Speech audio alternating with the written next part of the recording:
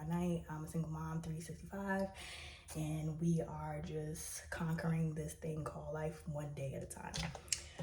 So it's been a while since I spoke to you guys last. I'm getting ready for work now. Sounds like I'm out of breath because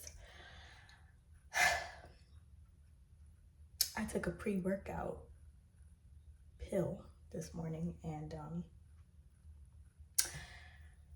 I got the shakes, and this is why I don't do pre-workout, but I decided we're gonna do something new.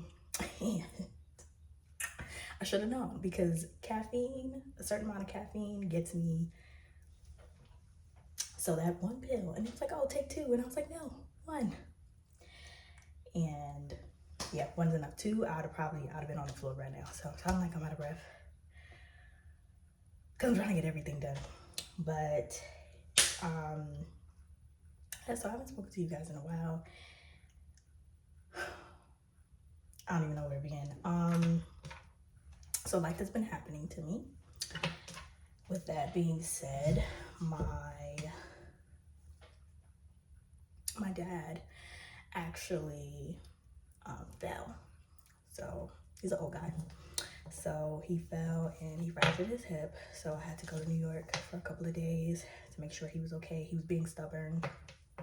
He didn't want to listen. And in his mind, he's like, after surgery, he's like, well, I'll just wait for my hip to heal, and then, I'll get up and walk. And, in reality, that's not what you're supposed to do, because your hip is a joint. It's a hinge. You're supposed to move it regardless if it's healed or not. So he didn't want to move. He refused to do ADLs and everything. And he just became very dependent. And just to see him like that was weird for me, because my dad is very prideful. He's very independent. He, and just to watch him, like, not ask other people to do, like, he doesn't mind asking people to do stuff, but it's just, I don't know who he turned into, because he's like, oh, my mom told me to put on his shirt now. And these are things that he can do. Like, you know what I'm saying? And it's like, he became a different person.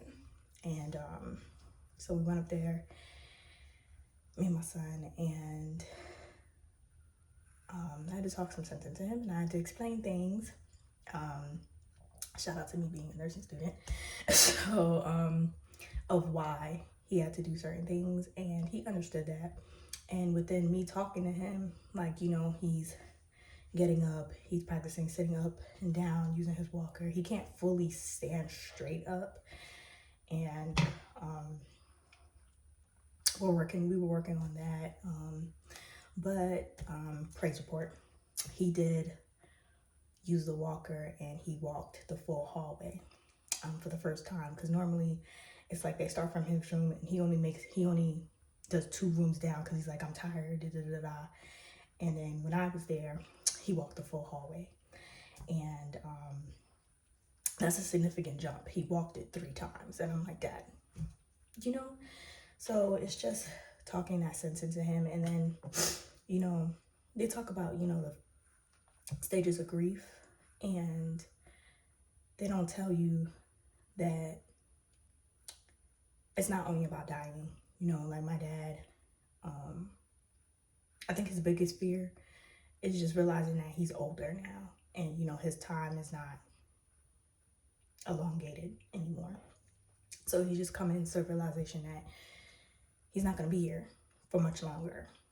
And that realization scares him, and he projects it out as anger, So just sitting down and talking with him, and Dad, like, we've done it your way and your way, because you didn't want to use your cane at home. You didn't want to use a walker at home. You fell. We done it your way for years. I was like, it's time for you to start listening, because if you want to maximize your days on earth, you have to listen voluntarily. Involuntarily, when we do it your way, you're shortening your life on earth. And just saying those words to him, like, I can tell, like, it got him choked up. But sometimes you just have to tell him like that. And my dad's a Scorpio, so, water sign, emotional. But he's prideful, so he would never he would show his emotions, but like he's not gonna cry in front of people. Like he's like, that's where I get it from. Like I will never show my emotions. Like you would never know if I'm like, you don't know if I'm angry, but you would never know if I'm hurting. I would never show that in public. And he's like that. And I can tell because he was listening to what I'm saying. But then like, you know, my mom came in, he's like, oh, you know, your mom, and tried to change the subject. And I'm like, all right, I'm gonna stop going in on you. But me going in on him, you know, was needed. So I spent some time in New York. That's really why I haven't been, I didn't vlog anything. I'm lying. I did vlog, so I might include those clips in there, but it was really short because my attention was really focused on him. But I'm getting ready for work now. As you can see, I'm a sewing girl. I'm not gonna lie to y'all. Like, I'm just in this, I don't know if it's only me, but I'm just in this phase in life where it's just like, I've healed with certain things, but I'm not done healing. And I'm just in this phase.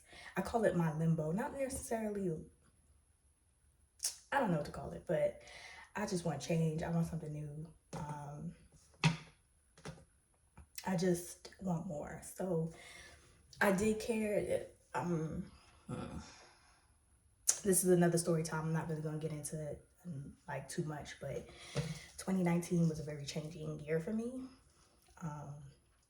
I had just left a narcissistic relationship. Like I was free. Like I moved out and I got my own apartment. It's not my first apartment, but I was by myself. It was just really me and my kid, you know, after 5 years. And it was so liberating. And, you know, and I was getting back to myself because I had lost myself. Like, your girl, I used to sew in baddie. My hair was like, literally, this was my protective style. I love me a sewing. I used to do my makeup because I felt good, you know? And somewhere along the line, I stopped feeling good. I stopped going to the gym. I stopped doing things for me, you know? And 2020 was another eye-opening year in a sense of, it was a lesson, you know? So I closed one chapter as far as a relationship. And in 2020, I closed another chapter of relationship that set the precedence of what's going on in my life now. Meaning, again, it's another story time, but I call them foundational friends. So foundational friends for me who has been there anywhere from 15 plus years. And in real life, I had 3 of them. In 2020, I cut 1. And I was left with 2.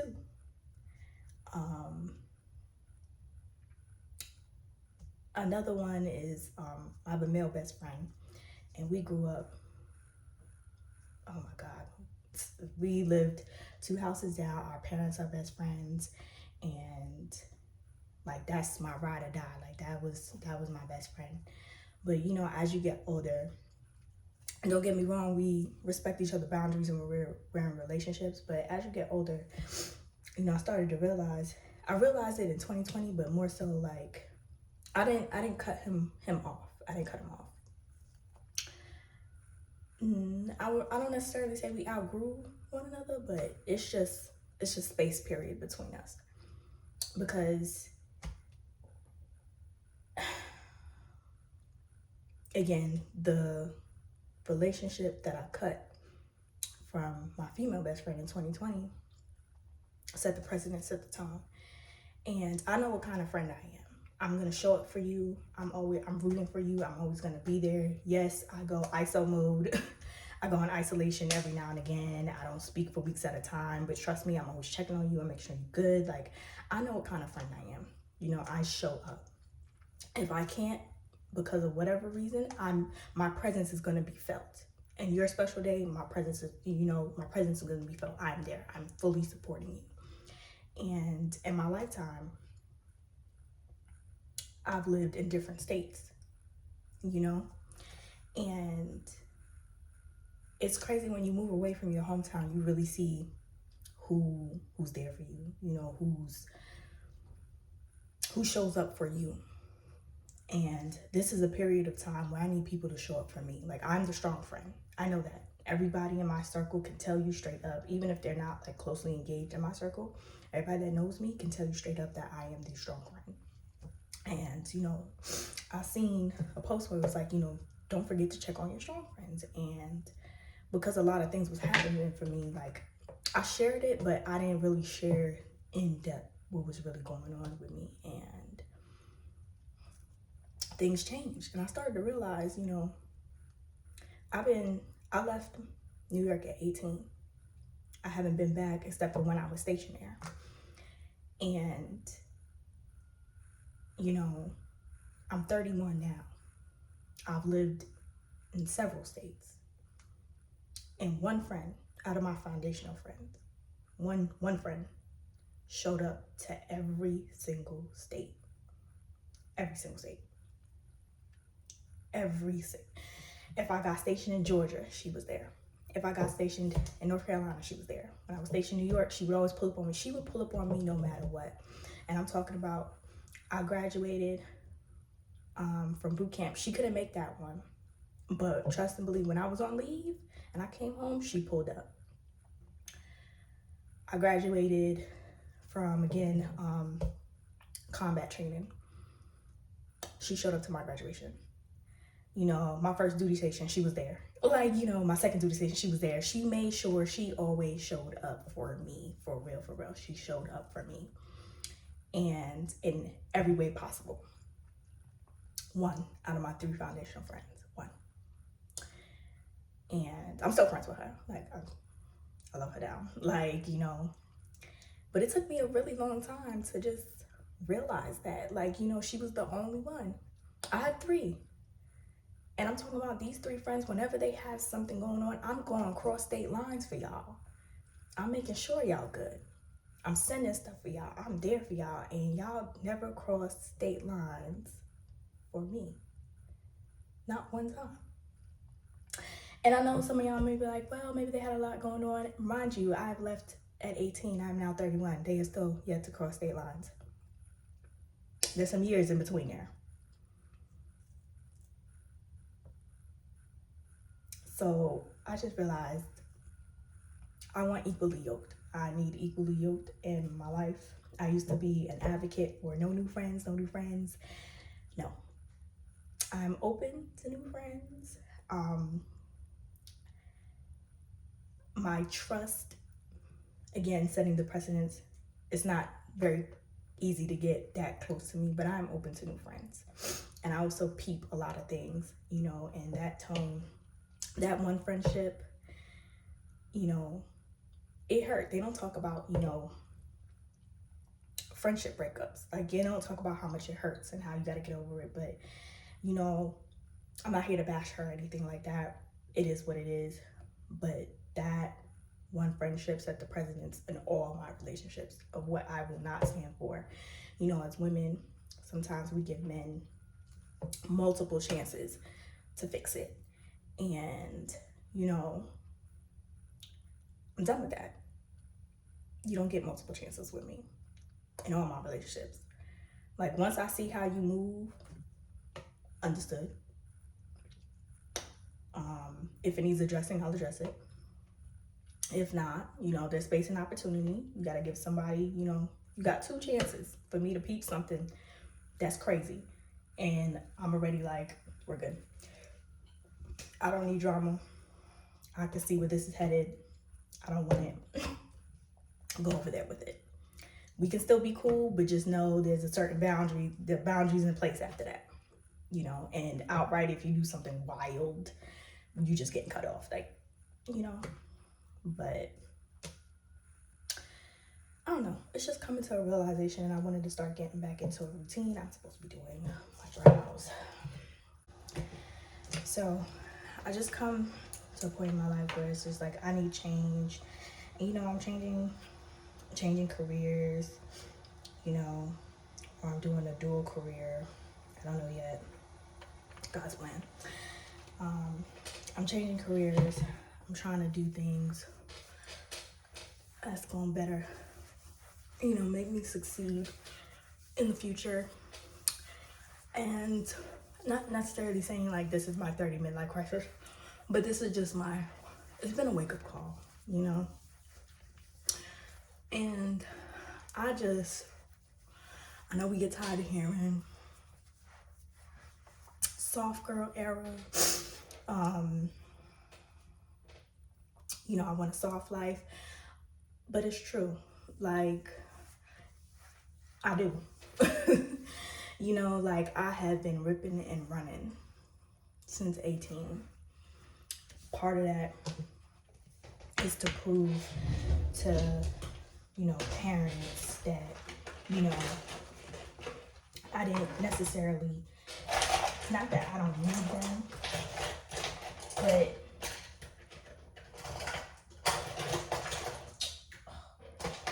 it was to prove to myself, like, I can do this, because the backstory is, I don't know if y'all remember, or I don't even know if I told y'all this, but the reason why I went into the military is because I knew at 18 I wanted to go to the South. I wanted to stomp the yard. I knew where I wanted to be and do. And my mother was just not having that. Like, she was just like, no, you're not going out of state. It's too expensive. And this is like 2010. And, she's like, it's too expensive. You're going to where I say you're going to go, and you're going to go in New York, and you're going to do this major. Like, she was telling me what I was going to do with my life, And I ain't like that. I did not like that. Boy, I did not like that. So I told her, keep her money. I joined the military. And when that recruiter showed up, that lady was in a chokehold. She was like, Vanessa, I can afford college. Like, when that Marine showed up at the door, it's like her whole demeanor changed. And I'm like, keep it. I don't want your money. Never mind. Forget it. And I'm not, my oldest brother, he went to college. He got his associates, and me, it's like I had a point to prove. Like, my parents are, Caribbean. I'm first generation American. So it's like, the pressures of oh my God, the pressures of Caribbean living, Jesus, all of that I just felt it was on me. And those 18 years, I didn't ask, if I did ask, I always paid her back because I never want to have something thrown in my face.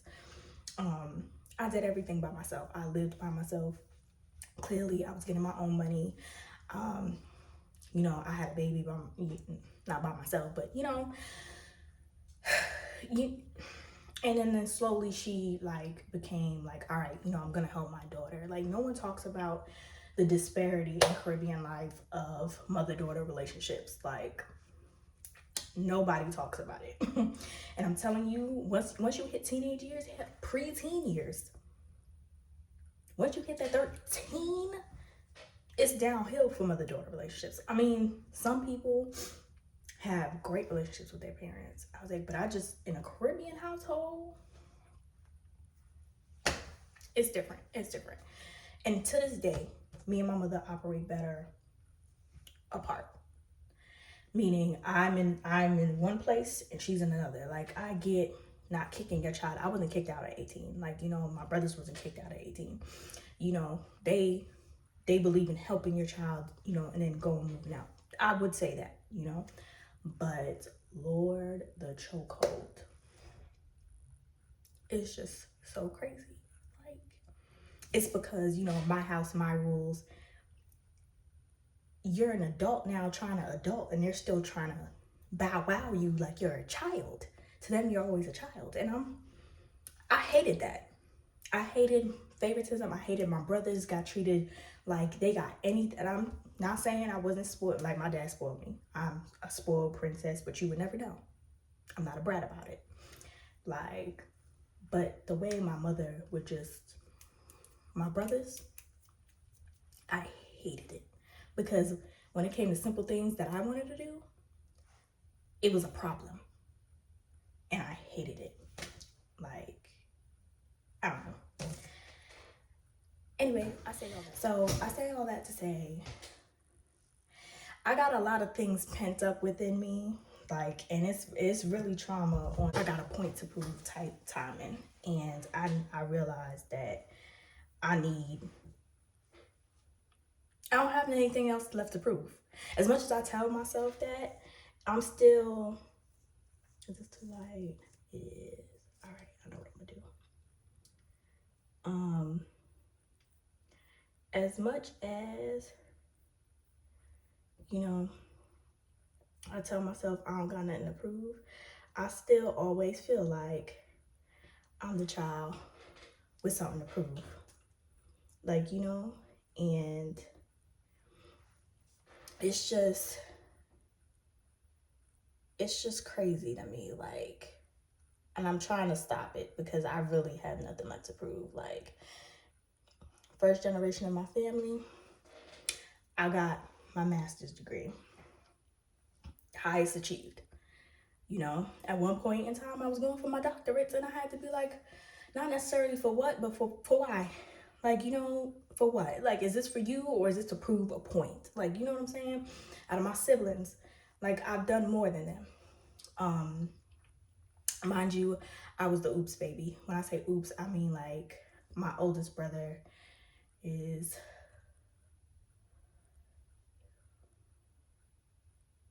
48. My oldest brother is 48. My middle brother is 46. That's problem child. I'm 31. So you see what I'm saying? Like, like, I have done so much more than them in my 31 years than they have done in their, you know what I'm saying? And I'm like, what else am I proving? Like, what else am I proving? Like, you know, my oldest brother comes to me for advice. That's I call him my second dad. He was really my father. Like, because once he found out he was having a baby sister, and when I tell you, my brother loved me, like, like, I was his baby. 18, he in high school, they thought I was his kid because he would take me everywhere, like, everywhere. But yeah, like, that's my heart. Like, that's my dad number 2. But, you know, like, these are things we don't really talk about. Like, you know, if I stop talking, it's because I'm really concentrating on my brows.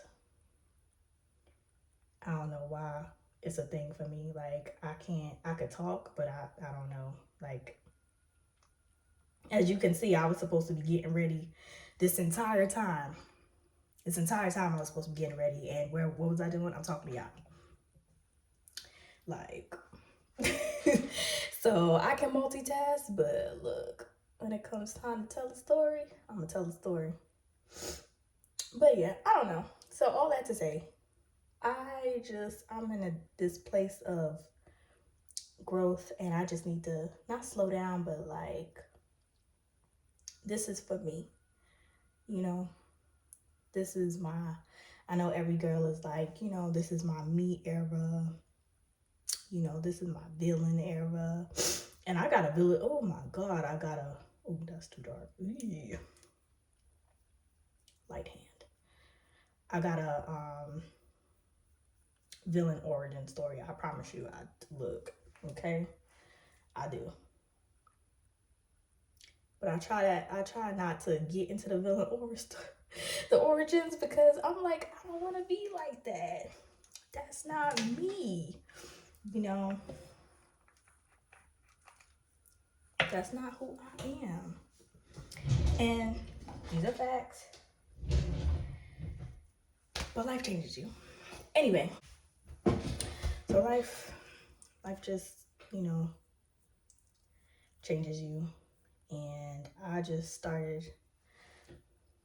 to really realize, like, all right, girl, Not that you're doing too much, but you doing too much, you know. I can't wait till this eyebrow get back even. But I don't know. I just came into like this era of I need to focus on me, myself. I mean, I've been doing that, but I just got to do it differently.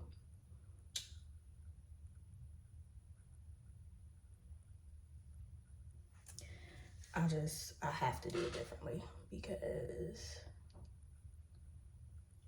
it's not all about proving points or, you know, I just realized like all of that is a trauma response for me. And it's time to heal that little girl. I mean, she's healed on certain things, but real life, I didn't realize a lot of things I was accepting is trauma based. So healing myself has been a really big journey. Now,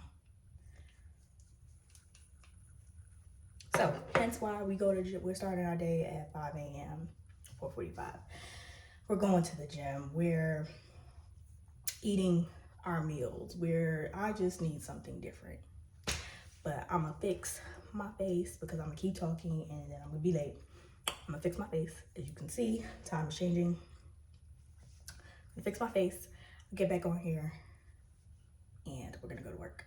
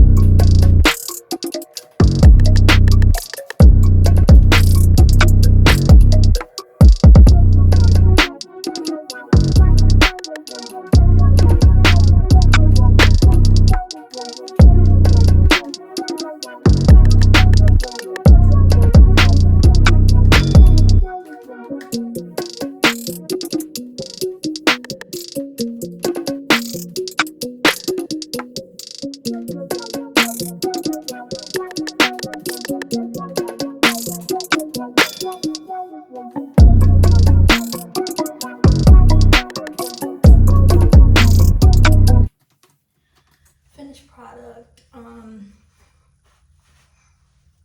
It's kind of nippy today. I'm gonna use, well, I did a half shirt because I wanted a sweater. So crop top with a vest over it. So no one would ever know and then some jeans. I feel like I should tie it in the front, because back is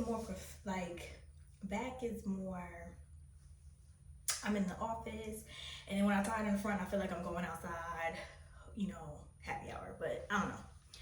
But this is the finished look. I gotta melt some more and put my head tie back on. And yeah, going to work.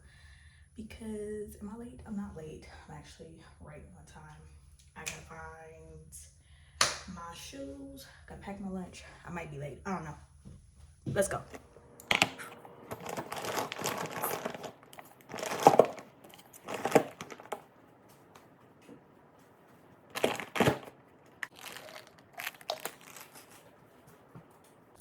I gotta take a scoop of my greens, but you know what? I'm just gonna down my greens right now.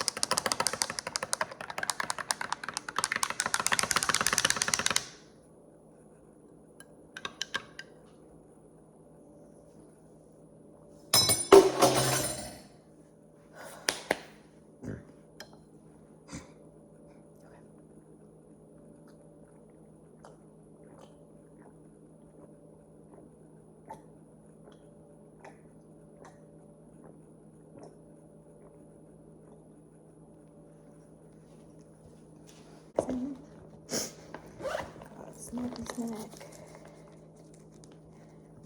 I forgot my AirPods upstairs. I gotta run.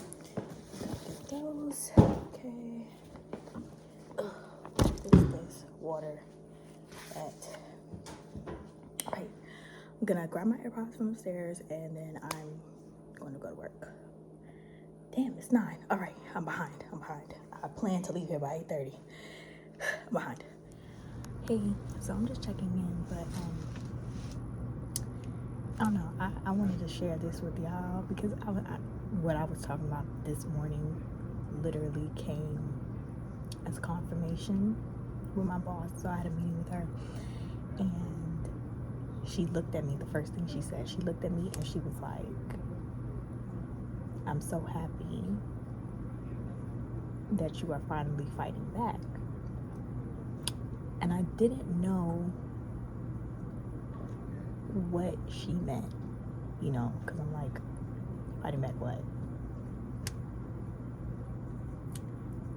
And that's why she my road dog. Like, I love that lady. I will forever love that lady. She saw my depression.